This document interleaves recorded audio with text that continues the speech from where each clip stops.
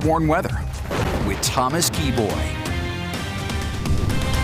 Good afternoon, Utah. Happy Friday. We made it to the end of the work week.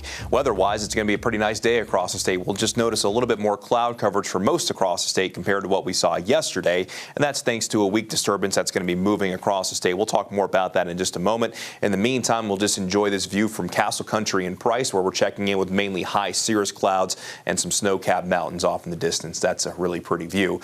Meanwhile, as we overlook Utah State University and Cache Valley, snow-capped mountain off in the distance, not seeing as much cloud coverage, some blue sky, green grass, really pretty early Friday afternoon in Cache Valley. Well, that temperature sitting at 50 degrees in Logan. We're sitting in the middle 50s in both Salt Lake and Heber right now, while Price is sitting at 61 and St. George is just downright comfortable, sitting with a temperature of 67 degrees. This afternoon will bring daytime highs about 5 degrees warmer compared to what we saw in northern Utah compared to what we saw yesterday. Then our overnight lows tonight will be a fraction warmer compared to what we woke up to this morning.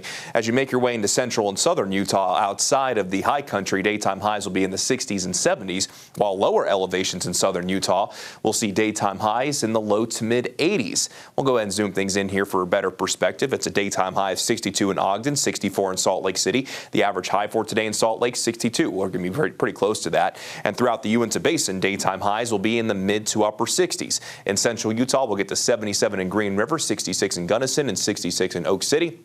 Then by the time you make your way down south, it's a daytime high of 70 in Milford, 73 in Escalante, 83 degrees in Lake Powell, and we'll see a daytime high of 70 degrees in Monticello. On the forewarned radar, we talked about it earlier in the show that there would be at least some potential for a few spotty showers and maybe even a few rumbles of thunder. And over portions of San Juan County and Grand County, actually looks like we're starting to see a few pop-ups. And the best chance will be throughout the course of this afternoon with the daytime heating as that weak disturbance moves through. And the best chance for showers will be along and mainly south of the I-70 corridor, with maybe a few showers being a possibility over the higher elevations of the Uintas as well. The chance of wet weather will come to an end as we go into tonight, and tomorrow won't be too different from what we find today. I do think we'll find a little bit more in the way of sunshine, but isolated showers and a few rumbles of thunder can't be ruled out, mainly along and south of I-70.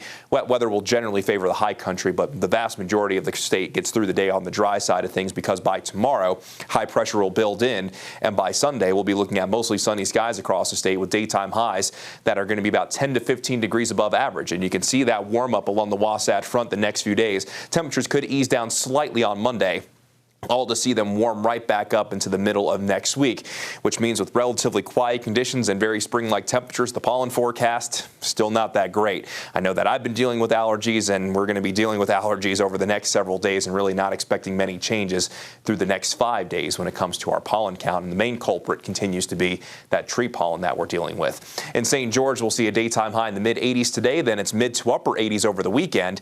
And from Sunday into Monday, there is a real chance that we could see a daytime high of 90 degrees for the first time this year in St. George. Temperatures will begin to gradually ease back down, though, as we move towards the middle of next week.